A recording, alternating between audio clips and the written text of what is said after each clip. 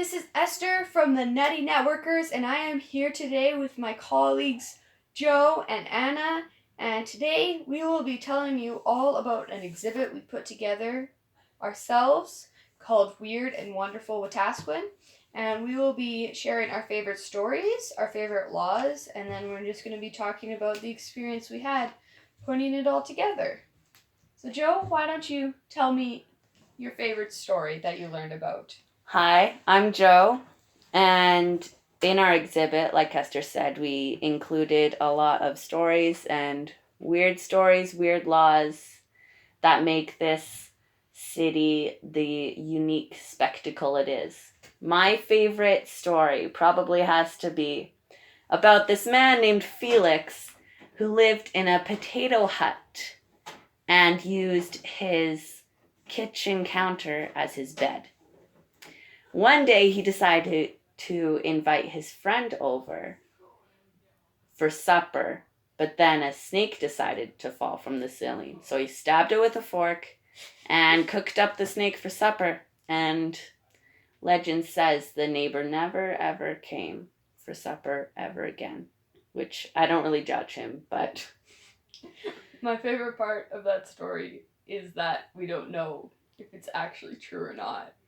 Like, we know that he lived in a hut that had potatoes in it, but did he actually cook up a snake? Yeah, I would believe him. His name is Felix.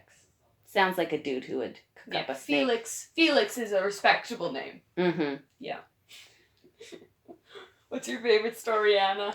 Let's see, my favorite story would be The Spirit of the Museum, which I don't think is a story, more as a real event or thing that goes on in the museum. Spirit comes around every once in a while, usually when Karen is gone. Lights start flickering, doors start shuttering, random things happen. It's interesting. And what happened when I went away? Didn't we get broken into? Yeah. When Esther, our president of the Youth Network, decided to move up north for a whole summer, for a summer job, the museum decided, my security system isn't that important. Yeah, it's gonna just be busted. We just got like a new one right before I left. Yeah, so the spirit works in wonderful ways. Mysterious, interesting ways. How about you, Esther? My favorite story is about the Alexandria School. That if you guys are from Wetaskiwin, you should probably know where the Queen Elizabeth School is. And the Queen Elizabeth School was built to replace the Alexandra School because the Alexandra School burnt down in the summer of 1894.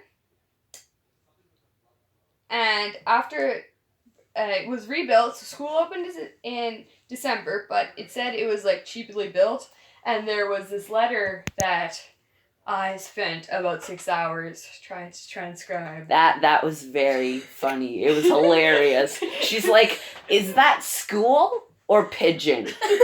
I can't read his handwriting. It was quite funny. Yeah, so I had to ask Joe, I'm like, is this the word pickle? And he's like, no, that's school desk. And I was like, oh. Yeah. So, yeah. And then so they had a big vote about whether or not to tear it down and do it again. And then the taxpayers said that they did not want to do it. So then the school board wanted to raise some money for a new building. And so there was a vote again. So then $35,000 was raised to build a new school. And then it was built in 1904. And then in the 1950s, it was torn down and they built a new one again. After a phone call in which we had no idea what we were doing, now we are back to the program. So, part of our exhibit, we researched both stories about people, we researched a couple buildings, and we also researched some crazy laws. So, Anna, why don't you start with your favorite law? My favorite law and the law I think is the most hilarious, is where not to do your due. Why is it hilarious? Well, the fact that the law had to be put into place is slightly concerning. Really funny, but concerning. Yeah, like, why did we have to make a law that's like, you are not allowed to take a dump on the street? Yeah.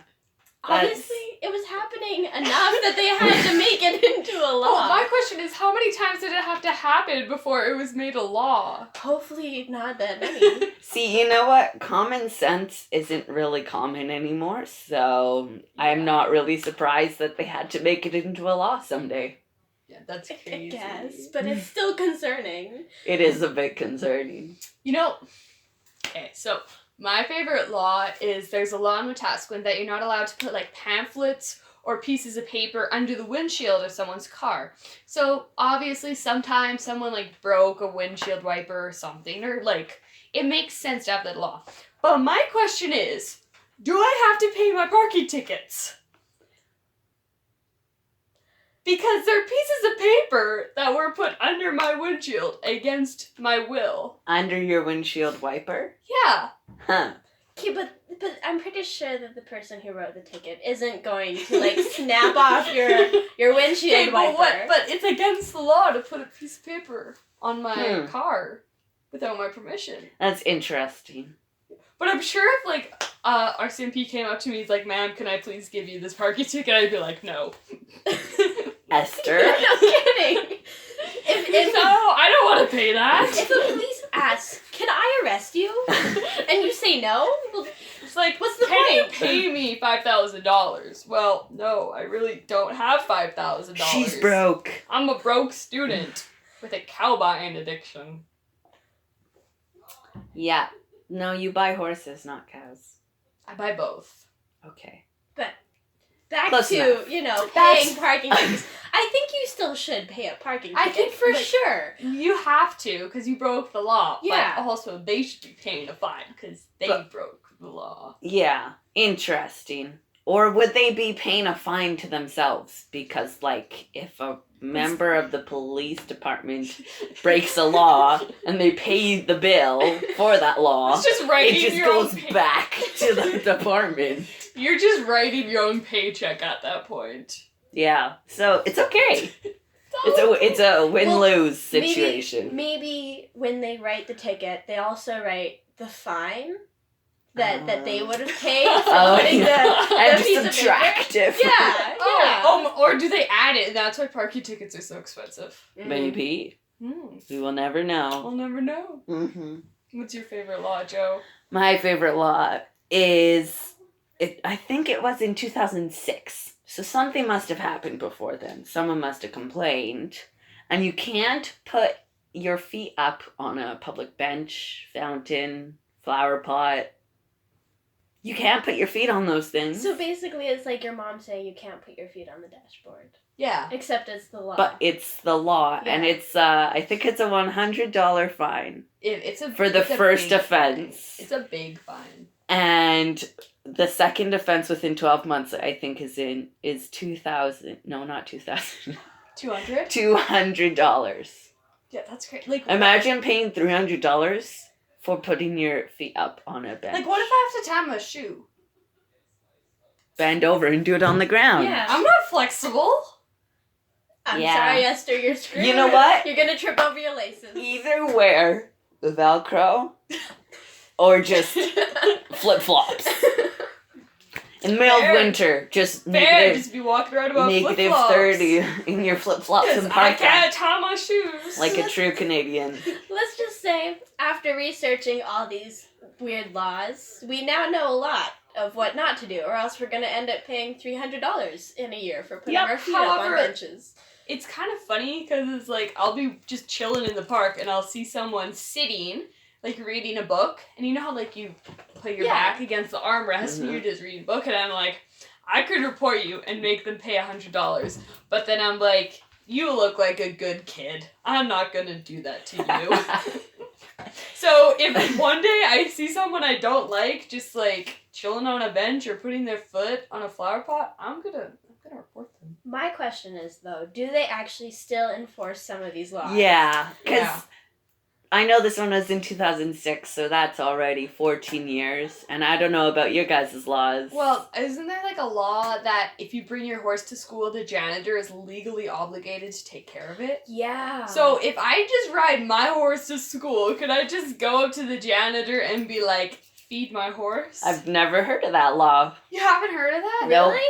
It's for like we couldn't find a bunch of information on it, so we didn't put it in the exhibit, but it's out there. Yeah. I wonder if that's Wow. still in effect. I'd want to ride a horse just for that. Yeah. Here, take Here my you horse. go. Take my horse. I want it back at 3:15. Yeah. Well, it turns out the janitor's allergic to horses. Oh, that would be funny. Mm-hmm. Yeah, so those are the weird laws that we... Some of the There's weird laws. many weird laws, and we learned about so many weird laws, and we only put a fraction of them in the exhibit. Because of spacing issues. There's not... What I learned is that there's not an infinite amount of space within an exhibit box thingy-madoober. I don't even know what they're called. A case, a showcase. A showcase. Thank you. There's like... it's a finite amount of space. So. And no matter how many crazy laws that we think, like, if I think it's interesting, that doesn't necessarily mean mean that Joe thinks it's interesting, or Anna will find it interesting. So, as part of putting an exhibit together, it's like, hey, who are we targeting? Mm-hmm. And, like, everybody's gonna laugh on the fact that there's a law about doing your duty on the street, but not everyone's gonna laugh at a thing about like what post can you tie your horse to on Main Street. Yeah. And Anna had mentioned that it was her favorite part of just putting it all together at the end. Can you talk more about how that felt? After a year or more of work, putting this exhibit together, going through artifacts and articles and looking how to space things out, how to put it all together, after stepping back, once it's all in there, in its place, is an awesome feeling. You know, it's like having something you worked so hard and you finally get a paycheck and you're like, I earned this. We did good. But we're volunteers and we don't get paychecks. But it is good to feel like, I affected the community some way, right? And it's like, now there should be less stupid people because I educated them. You'd like to You think calling me that. stupid? You are my brother. Yeah, she can do that. What was your But on a podcast. Whatever. No one can find us. My favorite part of putting the exhibit together was finding all the artifacts, which usually happens after all the writings are compiled up and after you find all the info. And I actually joined the youth network halfway, like... Through the project? Yeah, through the project. You skipped all the writing. I skipped all the hard work. So, yeah, I just liked finding all the artifacts. And then I think it was for the snake in a frying pan story. We had to find these styrofoam potatoes. Oh, that was funny. And were they even artifacts or were they just decor? We took 3 weeks to find them. I think we dug through the children's activity room. We did. And we totally were just did. like, I need a potato! And then we found a fork, an artifact that was a fork. So that was our artifact for that story. That's funny. So I liked finding the artifacts and seeing they're not just stories, it's actually history and things had happened back then, and there's proof now that those actually happened. And the thing about finding artifacts is we have a lot of cool stuff downstairs, but not necessarily all of it is relevant, or that we even know what it is. Because, Karen gave me a seat warmer, and she's like, can you put this in your exhibit? I'm like, what is this muffin pan? We don't have a story about baking muffins. And she's like, no. It's a seat warmer it's a for a horse. It's a foot warmer for a wagon. A horse's wagon. Part of it's like, and we have some stories about horses and wagons, which we encourage you to look into. But yeah, so it was a big learning experience, and then you put that in, and you also have to educate the public, because if I don't know what it is, how can I expect? Well, Joe probably knew what it was, because I'm so smart. you're so smart. I didn't even know what it was. Yeah, and then it's like, yeah, so it's kind of cool, because it's nothing we've ever seen. Mm-hmm. It's not even something like, potato's a potato. Yeah, and a fork is a fork. Yeah. And like you can if there's a picture of a big building with little children walking towards it, you know it's going to be a school. But some sort. When you think a foot warmer is a muffin tin, Yeah. you kind of have to put some information into that. Mhm.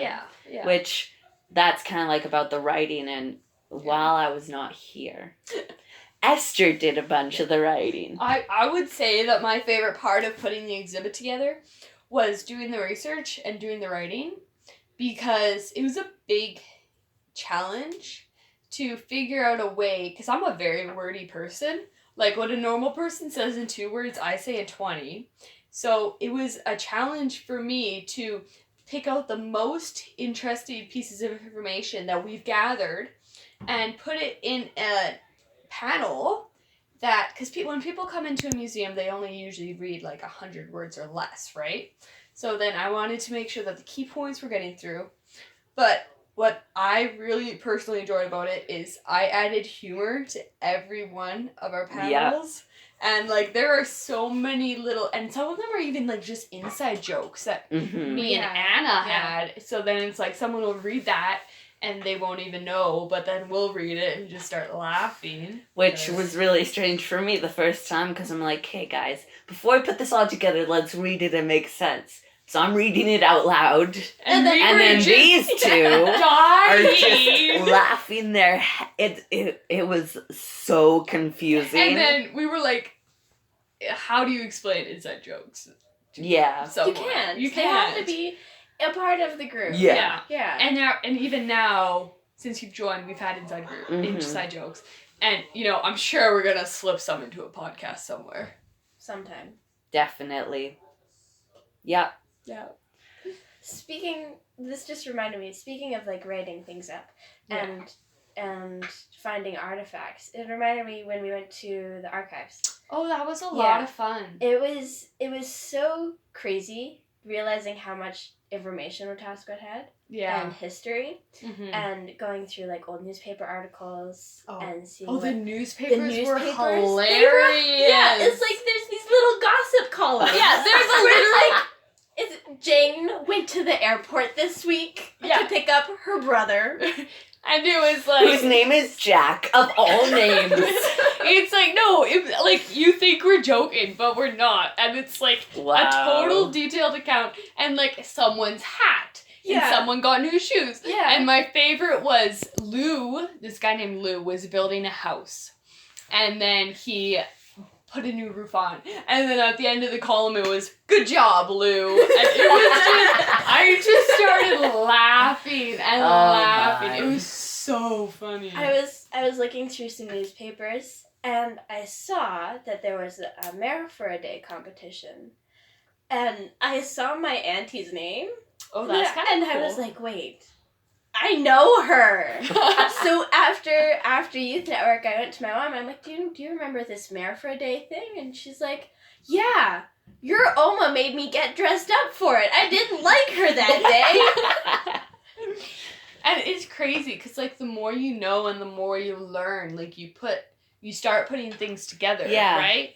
Like, you'll see a last name once, and you'll be like, oh, that's kind of cool. This is a cool story. Mm-hmm. But then you'll see that last name again and again, and you get to see who is prominent figures in the history. And now, you're looking now, it's like, oh, your name showed up a couple times. Mm-hmm. Like, where are you going next? And then you can start to, like, predict trends. Yeah, and you put the puzzle pieces together. Which is why museums are amazing. Yeah. Because you go through that museum and the different exhibits, and you see some sort of thing that relates to another exhibit that you saw.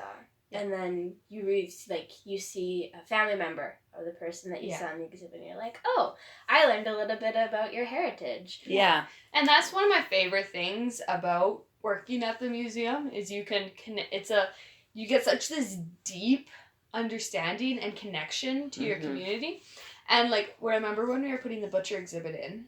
Yeah. And this one family kindly donated all of these artifacts and stuff. So we made an exhibit out of it. And now, if you like, even on the wall where all the grads sign their names, it's like, I recognize that last name. Yeah. I recognize that last name. Just from reading the exhibits in the museum. Yeah, and doing research. And it's like, I don't know for sure if they're any way directly related. Because, like... You really never know. Family trees are weird. Yeah. And then, like, someone can have several last names, right? Like, there's a girl with the last name of someone I know in Leduc, and I ask, and like, yeah, no, they're not related. Back to the program again after another unexpected program. We need to stop multitasking. I think we need to go in a room that doesn't have a phone in it. Yeah. Well, or just even unplug this phone.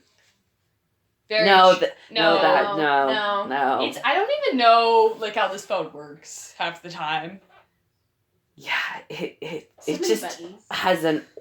It just looks old. It is old. No, but it's like an old feeling about it. We're in a museum. There's supposed to be old vibes. Then why are we here? Because to revive those old vibes. Okay. Yeah. Because we're just vibing. We're just vibing. We need to get the youth vibes with the old vibes and be like, youth, your history is important.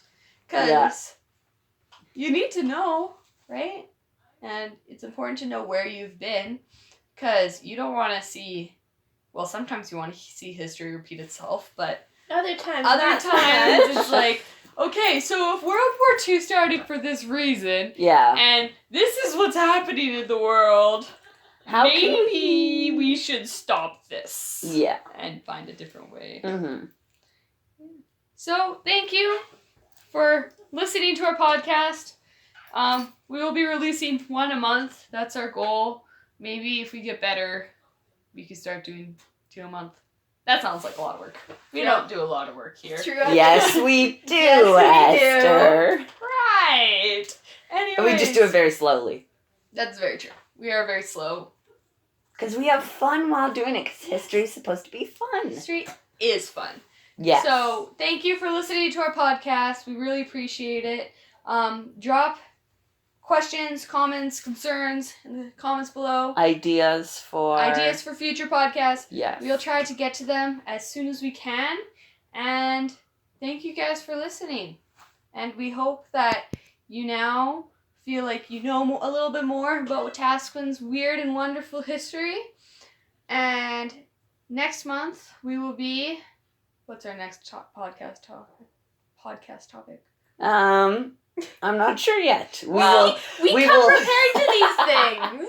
We will let you guys. We will be back in a month. As soon as we know. With an unidentified topic that we will be discussing. Totally. Of course. But yeah, we will not see you. Because we're behind a screen right now. Later, guys. See ya. We should have it end.